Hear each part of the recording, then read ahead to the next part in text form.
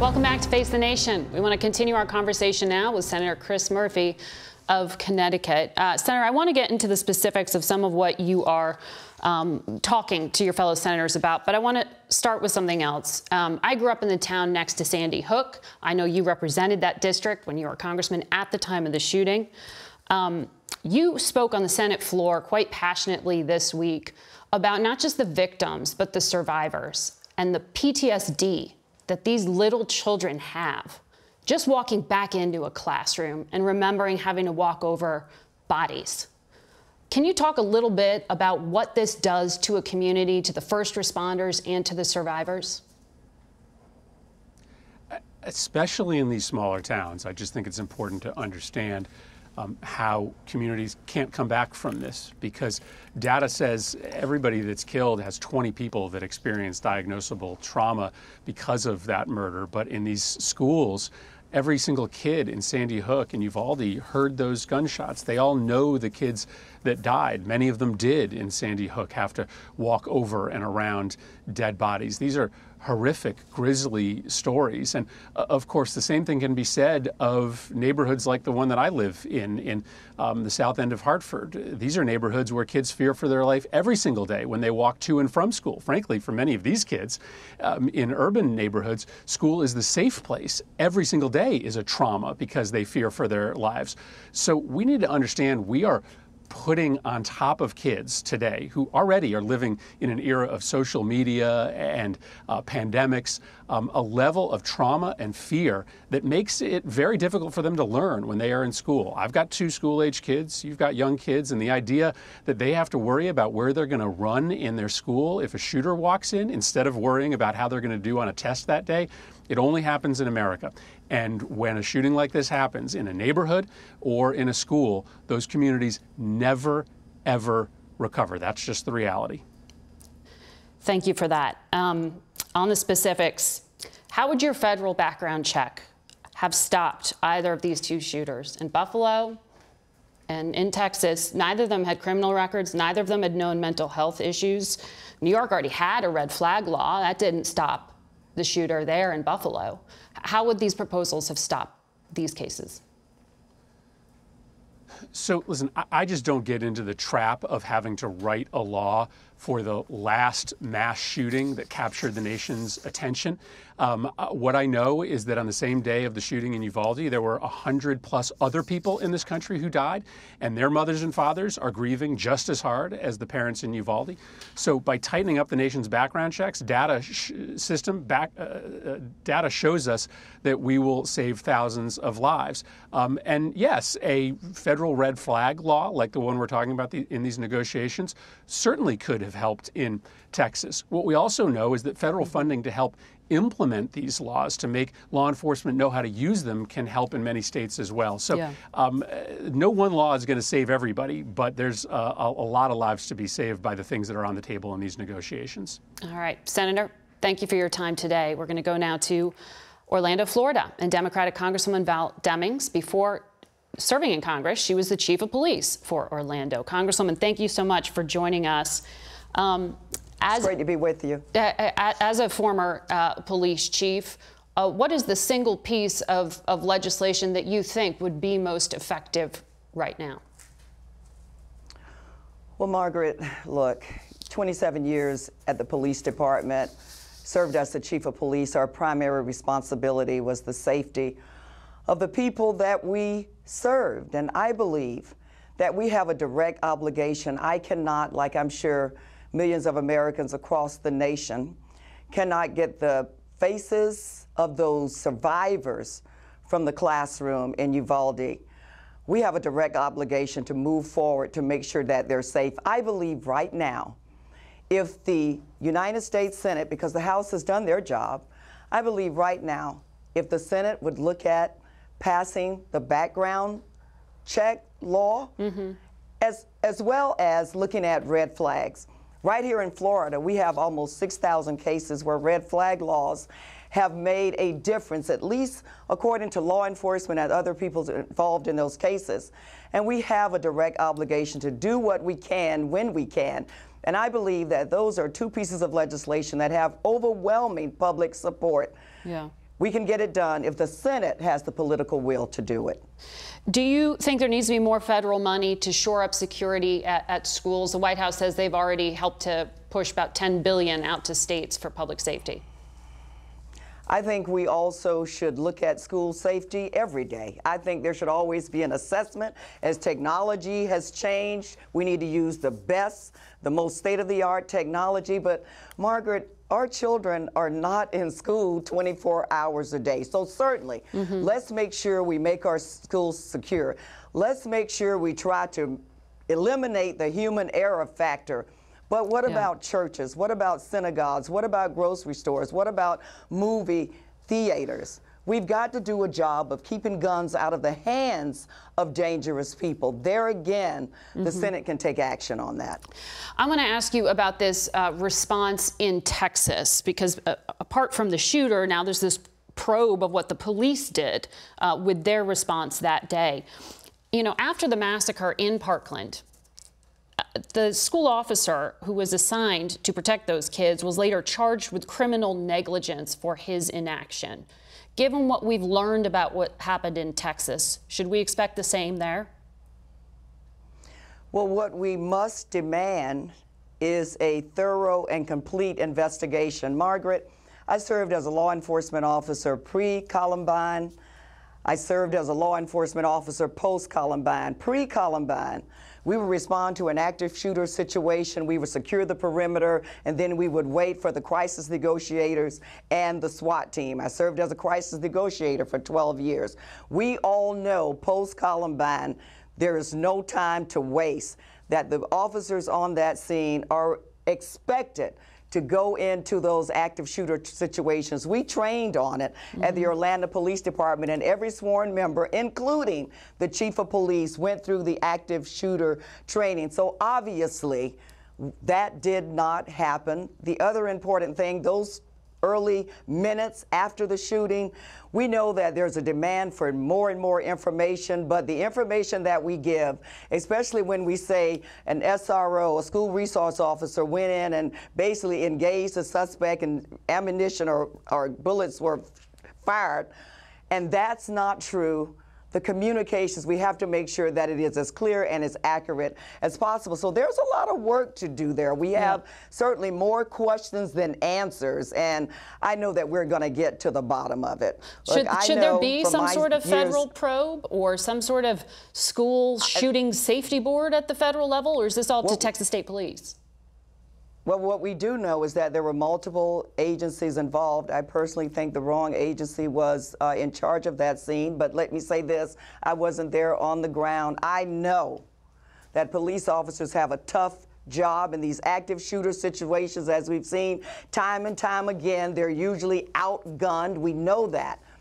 But we must, Margaret, demand an investigation, and I believe the FBI, I mean, that would be my vote for a federal investigation, but I do believe, since there were so many agencies involved on the ground, it's important that we know what role every agency played. It's important that we know, was there any discussion about going in, those 19 officers who I'm told were in the hallway, were there any discussion between other commanders from other departments? We must know the answers to those questions, and I think a federal investigation is certainly in order. Let me ask you quickly, are you satisfied with the scope of President Biden's executive order on police reform this week?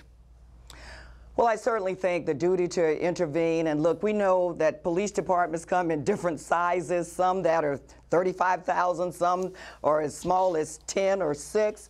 And so the level of training that they get is different, but duty to intervene, the de-escalation training being included in use of force, making sure that the public is aware of criminal, or not criminal, but misconduct, could be criminal in some instances. I think all of those things are a good start, but Margaret, that's all they are. I also think we need to look at training across the board with law enforcement, and let's standardize the training so the small agencies will have the benefit of good training, just like the larger agencies. Congresswoman Demings, thank you very much for your time. We'll be right back. The shootings in both Buffalo and Uvalde have brought yet another degree of anguish as we honor those who've died defending America on this Memorial Day weekend. On Saturday, President Biden gave a commencement address in Delaware where he noted the pain of burying a child. Vice President Kamala Harris attended the funeral for 86-year-old Ruth Whitfield, the last victim to be buried following that shooting in Buffalo just 2 weeks ago. As I speak, those parents are literally preparing to bury their children. In the United States of America, to bury their children. There's too much violence, too much fear, too much grief. And so this is a moment that requires all good people, all God-loving people, to stand up and say, we will not stand for this. Enough is enough. Enough is enough. Certainly something that's been said before. Here's a look at more of what's been said as history seemingly continues to repeat itself. There is a numbing regularity to each tragic shooting in America. But the mass murder of elementary school children is enough to take our collective breath away. To lose a child is like having a piece of your soul ripped away. As we watch those Uvalde parents, we pray that none of us ever bury our children or count the anguish seconds until we're told whether our child survived, that we never have to resort to DNA samples to identify their body. How can American parents endure that nightmare? How can our kids? In the past decade, there have been 3,500 mass shootings.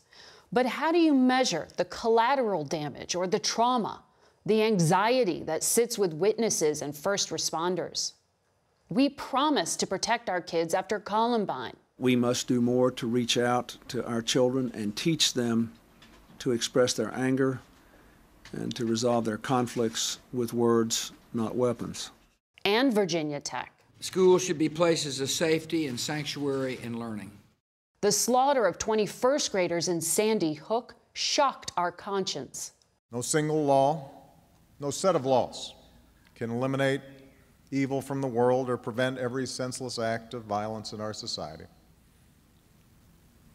But that can't be an excuse for inaction. Congress did not act. But since that time, Connecticut and other states signed more than 350 pieces of gun safety legislation into law. The upswell of activism among teens who marched for their lives after the 2018 Parkland shooting did not change federal law. No child, no teacher should ever be in danger in an American school. But it did lead to modest changes in the state of Florida. Is that enough? As we drop off our own kids at school, the question among many parents remains, how do we protect them? And is this really the best we can do? We are joined now by two people who lived through similar horrors to what we have seen in Uvalde. Nicole Hockley's son Dylan was 6 years old when he was killed at Sandy Hook Elementary School. Hockley is now the CEO of Sandy Hook Promise Foundation. Jacqueline Corin was the junior class president at Marjorie Stoneman Douglas High School in Parkland, Florida. She and her classmates organized the March for Our Lives in Washington in 2018, and they are planning another march here in just a few weeks. Good morning to both of you. I'm sorry you had to listen to that revisiting of history. I know it is painful. And I thank you both for coming on and speaking so bravely today. I want to ask you, Nicole, the Washington Post is now reporting that the shooter had a history online using threatening language, specifically targeting violence against young women in particular. He was described as rage-filled, isolated, into video games. I know you're working to raise awareness of warning signs. Are these common signs? Is this what we need to be looking for? Yes, unfortunately, in almost every mass shooting or incident of violence like this, there are signs present. We just need to learn to know what to recognize, how to recognize them, and then how to take action. That's what we teach across the country at Sandy Hook Promise, and it has had tangible impact and lives saved and school plan shooting plans averted. However, that's about behavioral change and how do we know what to look for and take action. We also then need legislation to support and enforce those behaviors. So it's an and situation, not an or, but knowing the signs and recognizing them is critical to preventing violence before it happens. What kind of legislation? Is that the sort of red flag law that is being floated? Yes, extreme risk protection orders and background checks work hand in hand. Background checks looking at your history, where have you displayed at-risk behaviors in the past, and should you be responsible for a firearm? And extreme risk protection orders or red flag laws is like, what's your current state of mind? Are you going into crisis? Are people worried about you? Should you be temporarily separated from weapons so that you can't move forward, but that you can then de-escalate and get the help that you need, and then be deemed safe if you should have firearms again. Jacqueline, I know that you are working to organize a protest here in Washington in the coming weeks. What's the goal? What's the specific ask? Well, the ask is that our elected officials in our U.S. Congress actually do something. I mean, over 150 gun laws around the country have been passed on a state level since 2018, the first March for Our Lives, after the shooting at my high school in Parkland. You know, everything from raising the age to buy a firearm from 18 to 21 in Florida, extreme risk protection orders in Virginia, the prohibition of firearms at polling sites in Colorado. But the reality is that those state laws is not enough. It wasn't enough to prevent the mass shooting in Buffalo 2 weeks ago or the mass shooting in Uvalde a couple days ago. So we're getting back out there and calling on our U.S. Congress to actually care this time around, because children are dying. In this elementary school, they were children. In your high school, many of your colleagues, you yourself, are of voting age now. Is this something that you see real political mobilization around, particularly going into, for example, November and the midterm races? Is this something that you see a movement forming around? Absolutely. I mean, the reality is that young people are absolutely terrified in this country, and rightly so. I mean, getting shot is the leading cause of death among young people now. And we can't even enter the spaces that are supposed to make us feel the safest, the places where we're meant to grow and become educated citizens without fearing that we are going to be shot dead in our seats. You know, I'm 4 years removed from the shooting at my high school, and I still fear that I picked a seat a little too close or a little too far from an emergency exit in my college lecture hall. And no student in this country should have to feel that way. In 2018, we saw record youth voter turnout in those elections, about 36% of youth voter turnout, which was the highest ever in a midterm election. And I hope that we can push to make that percentage even larger this year in 2022. Nicole, I know your son Jake survived the massacre at Sandy Hook. How does a child process trauma like this? Great question.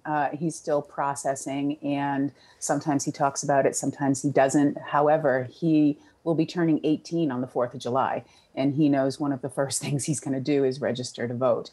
This is, you know, for 10 years, this is all he's known is death by firearm and preparing in active shooter drills for imminent school shootings. This is what this generation has grown up with. And I don't know how you process that, because it becomes part of your normal psyche now. This is what they expect. This is what they live with every day. And this is why they are going to be the ones to help create the change that we adults have not been able to deliver for them. Do either of you believe that the answer here, or even part of the answer here, is more police presence in schools? I'll go I first do not. on that. Sorry, go ahead, Jacqueline. I mean, I do not. I mean, obviously it's despicable that it took so long for police to enter in Uvalde. And I remember feeling so angry at the armed school resource officer at my school who refused to enter the building. And that goes to show that evidently having armed security present does not prevent mass shooters from carrying out violence. And the reality is if we're talking about what to do once a shooter has access to a school, it's just too late. More police in schools, arming police officers, arming teachers especially, is not the answer. And you agree with that, Nicole? I absolutely agree. It's about how do we get ahead of it. By the time they get to the school, it's too late, and there's not enough evidence to suggest that armed security at the school will be anything other than another casualty or just not helpful at all. What about restrictions on ammunition sales, high-capacity magazines, those things that the president says should be talked about but are not being discussed in the U.S. Capitol right now? Personally, I am a fan of restrictions on high-capacity magazines because the only purpose of having a high-capacity magazine is to propel as many bullets as possible in a short period of time. There's not really a civilian use other than target shooting, but you can't hunt with that. It's not good for personal self-protection. It is for killing. And personally, I know that in the Sandy Hook situation, because the shooter had to stop either because his magazine jammed or because he had to change his ammunition clip, several children were allowed to escape. My son was not one of them, but those few seconds can make all the difference in terms of saving lives. Jacqueline, thank you. Nicole, thank you for your time today and for sharing your perspective. We'll be back in a moment. We leave you today with a look at those we lost in Uvalde.